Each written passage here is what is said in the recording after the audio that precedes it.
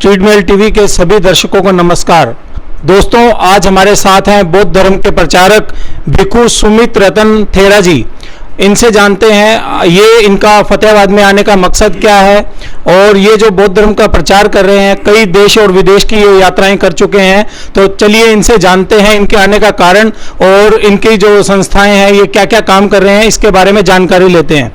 नमस्कार सर। जी बहुत बहुत धन्यवाद आपके सभी दर्शकों को। मेरा नाम बौद्ध भिक्षु सुमित रतन है और मैं दिल्ली से आपके फतेहाबाद में आया हूँ।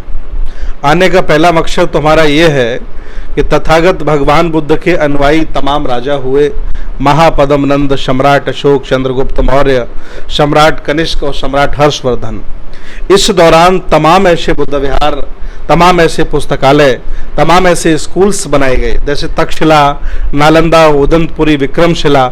तो आज वो खंडर के तौर पर हरियाणा के कई जगह निकले हैं। जैसे अभी हमने असंध का दौरा किया, इसके बाद हमने टोपरा गांव का दौरा किया जहां सम्राट अशोक का पिलर लगा हुआ था।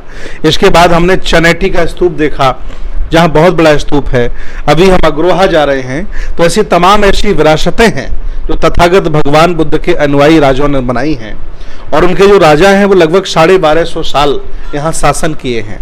तो ये जो धरती है हरियाणा की, पंजाब की, उत्तर प्रदेश की, ये बुद्ध की संस्कृति से सराबोर रही है।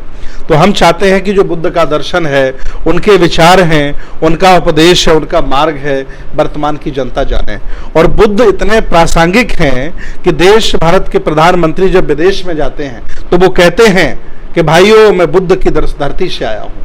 तो बुद्ध इतने प्रासंगिक हैं, इसलिए मेरी नैतिक जिम्मेदारी है कि उनके विचारों का हम प्रचार करें। इसलिए मैं फतेहाबाद आया हूँ।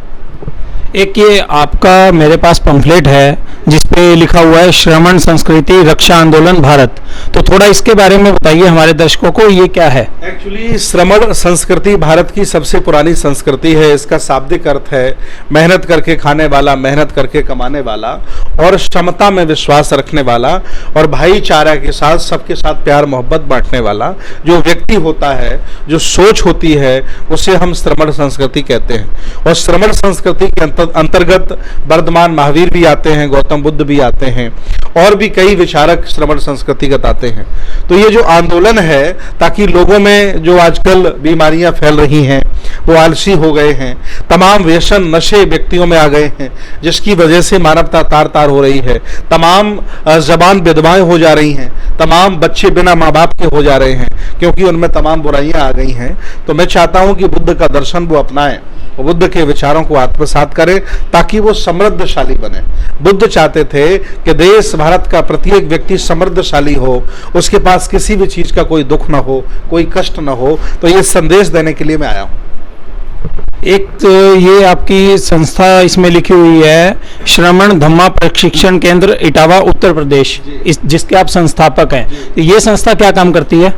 जिन माँ बापों के जो जैसे बच्चे हैं और जिनके माँ बाप नहीं हैं, तो उन बच्चों को हम लोग गोद ले लेते हैं और एज ए गुरुकुल उनको शिक्षा दिलाते हैं। हमारे यहाँ प्राइमरी स्कूल भी है, इंटर कॉलेज भी है, उसमें एडमिशन करा देते हैं। इस समय हमारे पास 35 बच्चे, 35 बच्चे हैं जिनको पढ़ाया जा रहा है, जिनके माँ बाप नहीं हैं। और मैं अपील करता हूं कि ऐसे और भी बच्चे जो समान विचारधारा से ताल्लुकात रखते हों, बुद्ध से अपना संबंध रखते हैं, उनकी विचारधारा से, अगर वो भारत में हैं तो उनको हम गोद लेंगे, उनको पढ़ाने का काम करेंगे। ये सेवा का कार्य है। एक इसमें लिखा हुआ है 18 देशों के लोग आपके इस आंदोलन से जुड़े हुए हैं। तो आप इसमें किस किस तरह के आंदोलन आपने उठाए, किस तरह के मुद्दे आपने उठा रखे हैं आम जनता की भलाई के लिए? देखिए, स्वतंत्र भारत में जितने भी हक अधिकारों की लड़ाई है, लोकतंत्र भारत है, लोकतंत्र का भारत है, यहाँ संविधान से भारत चलता है। तो अगर कोई तानाशाह व्यक्ति भारत में बैठ जाता, जैसे भी किसानों का आंदोलन है, तो जब, हालांकि हम लोग धार्मिक लोग हैं, हमको आंदोलनों से कोई लेना देना नहीं है, लेकिन जब दिल्ली पुलिस के द्वारा किसानों पर लाठीचार्ज किया गया, ठंड में पानी के बौछारे उन पर मारे गए, तो हम लोगों ने मन बनाया कि अगर किसान नहीं बचेगा तो कोई नहीं बचेगा। तो हमारी पूरी टीम सैकड़ों की संख्या में हम लोग अपनी गाड़ियों के साथ, अपने टेंट के साथ, अपने लंगर के साथ हम लोग आंदोलन में पहुंचे और हमने गाजीपुर बॉर्डर, सिंगू बॉर्डर सब जगह दौरा करके उनका मनोबल बढ़ाया और इस आंदोलन का हमने साथ दिया। और भी बहुत सारे हैं, जैसे कोई आपदा आ जाए, जैसे भी कोविड-19 चल रहा है, तो कोविड-19 में हमारी टीम ने ये निर्णय लिया कि क्यों ना एक किट बनाई जाए जिसमें मास्क हो, जिसमें सैनिटाइजर हो, जिसमें पैरासीटामोल हो, जिंक हो, कैल्शियम की टैबलेट हो और भी विटामिन की टैबलेट्स हों और इसको हम घर घर पहुंचाएं। तो हम लोगों ने लगभग 8.5 लाख रुपए की देश विदेश के सहयोग से हम लोगों ने दवाएं बांटी, 8.5 लाख रुपए की, और उन लोगों को हमने ऑक्सीजन मुहैया कराया जिनको अस्पतालों में ऑक्सीजन नहीं मिला। लगभग हमने 11 लोगों को ऑक्सीजन दिया है। ये हमारे ट्रस्ट ने काम किया है जी। आप जैसे बौद्ध धर्म का प्रचार कर रहे हैं, तो आपके साथ अभी और कितने प्रचारक हैं जो इसी आपके प्रचार में लगे हुए हैं? पूरे देश में लगभग सैकड़ों लोग हैं, हजारों लोग हैं, सब अलग अलग क्षेत्रों में काम कर रहे हैं।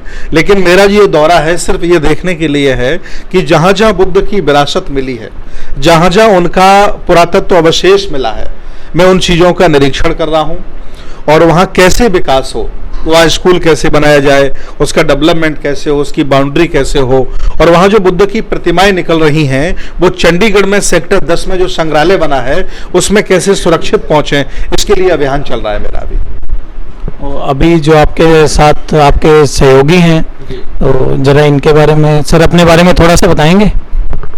वो भंते जी हैं, इनका नाम बोधि रतन जी है, वो अभी नए भिक्षु बने हैं, तो जिम्मेदारी हमारी है, मैं ही बताऊंगा। तो इस तरह के बहुत सारे लोग हैं। एक्चुअली यहाँ परंपरा होती, पहले श्रामणेर बनते हैं, फिर भिक्षु बनते हैं, गृह त्यागी होते हैं, उपासक होते हैं। पूरे फतेहाबाद में बुद्ध के खानदान के बहुत लोग रहते हैं, शाक्य वंश के लोग बहुत रहते हैं जिनका संबंध दिल्ली से है। आज उन्हें पता चला है कि हमारे खानदान में बुद्ध पैदा हुए हैं, तो वो लोग जागरूक होने लगे हैं, वो बुद्ध का नाम लेते हैं, उनकी प्रतिमाएं लगाने लगे हैं। तो मेरी भी कोशिश है कि इन लोगों को जोड़ा जाए। और बुद्ध किसी जाति बिरादरी के नहीं है, वो तो पूरे भारत के हैं। बुद्ध का दर्शन, उनके विचार, उनकी संस्कृति, उनकी सभ्यता सबके लिए है। बुद्ध के तो पहले 5 जो शिष्य थे वो ब्राह्मण थे। तो बुद्ध तो सबके गुरु हैं, कोई भी उन्हें अपना सकता है, कोई भी उन्हें मान सकता है। लेकिन जिम्मेदारी है कि जो उनके परिवार के लोग माइग्रेशन करके आज के 50-100 साल पहले हरियाणा में आए, इनको बुद्ध से जोड़ा जाए, ताकि इन लोगों को गौरव मिले कि मैं उस खानदान का हूं जिस खानदान की पूजा दुनिया के 63 देश में होती है। तो जैसे अभी आप प्रचार कर रहे हैं, लेकिन आजकल जो युवा पीढ़ी है, युवा पीढ़ी ज़्यादातर धर्म वगैरह में इतना नहीं विश्वास कर रही, वो जो दुनिया की चकाचौंध है उसकी तरफ ज़्यादा भाग रही है। और धर्म से जुड़े रहना भी जरूरी है, क्योंकि धर्म हमें सभ्य बनाता है, हमारी संस्कृति के बारे में बताता है। तो आप युवाओं को किस तरह से प्रेरित करेंगे? देखिए, ये धरती बुद्ध की है, कबीर की है, नानक की है, रविदास की है, अंबेडकर की है, विवेकानंद की है, गांधी की है, बाबा साहब की है। यहाँ तमाम संत गुरु महापुरुष पैदा हुए हैं और समय समय पर जो जरूरत थी उन्होंने शिक्षा देने का काम किया है। तो युवा इस समय बेरोजगार है। इस समय एक्चुअली बिना धर्म के तो कोई जीवित नहीं रह सकता है। दुनिया में इस्लाम है, ईसाइयत है, सनातन है, हिंदू धर्म है, बौद्ध धर्म है, और भी तातो हैं और शिंटो हैं, कई धर्म हैं।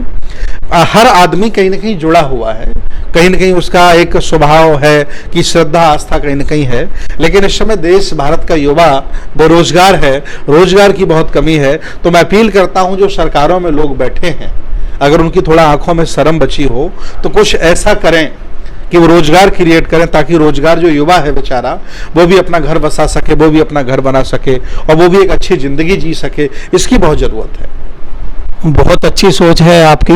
और बौद्ध धर्म को तो बहुत पुराना धर्म है और सभी जानते हैं कि बुद्ध ने पूरे विश्व के लिए बहुत कुछ किया है। और अपनी जो आगे की आपकी जो संस्था की आगे की क्या योजनाएं हैं भविष्य की, जिसके मानवता की भलाई हो, थोड़ा सा उसके बारे में बताएं। देखिए, जितनी भी हमारी संस्थाएं डेवलप होती हैं उनमें सबसे पहले हम लोग बुद्ध विहार बनाते हैं ध्यान करने के लिए, प्रार्थना करने के लिए। उसके बगल में हम लोग विद्यालय बनाते हैं। उस विद्यालय में नर्सरी से लेकर के 12th तक कोई भी पढ़ सकता है। और बगल में हम लोग हॉस्पिटल भी बनाते हैं, ताकि चैरिटी हो सके। जो हमारे गरीब लोग हैं, जो हमारे गरीब लोग जिनके पास पैसा नहीं है, वो हमारे अस्पतालों में आकर के कम से कम फ्री इलाज कर सकें। तो अभी हमारे सैनी साहब हैं, जिनका नाम राजकुमार सैनी है, पूर्व सांसद हैं। उन्होंने हमें लगभग 1.5 करोड़ की कीमत की 1 एकड़ जमीन कुरुक्षेत्र के बगल में शाहबाद में डोनेट की है। उसकी अभी डोनेशन डीड बनने को तैयार है। वहाँ पर हम लोग एक अस्पताल बना रहे हैं और एक विद्यालय बना रहे हैं और बुद्ध विहार बना रहे हैं। इसके बाद पंजाब में भी हम लोग एक संस्थान डेवलप कर रहे हैं। जब हरियाणा पंजाब में ये 2 संस्थान डेवलप हो जाएंगे, फिर हम दोनों स्टेटों के प्रत्येक जिले में एक संस्थान बनाएंगे। ऐसा हमारा ट्रस्ट चाह रहा है। तो अभी हरियाणा में और क्या क्या योजना है? जैसे अभी कुरुक्षेत्र का आपने बताया, फतेहाबाद जिले में भी अभी कहीं कोई ऐसी सेवाएं दी जा रही हैं आपकी संस्था की तरफ से? फतेहाबाद पहली बार भ्रमण करने आया हूं। पहले यहाँ ओल्ड विरासत देखूंगा, जहां बुद्ध की विरासतें पुरानी मिली हैं, और फिर जो लोग जुड़े हैं उनसे मिलूंगा, उनका मन देखूंगा, उनके मन में क्या चल रहा है। फिर आगे की रणनीति बनाएंगे और हम आपको जरूर बताएंगे। बहुत बहुत धन्यवाद आपके दर्शकों को, बहुत बहुत धन्यवाद। धन्यवाद हमारे साथ जुड़ने के लिए। स्ट्रीट मेल टीवी में ये थे हमारे साथ बौद्ध धर्म के भिक्षु। जुड़े रहिए स्ट्रीट मेल टीवी के साथ। धन्यवाद।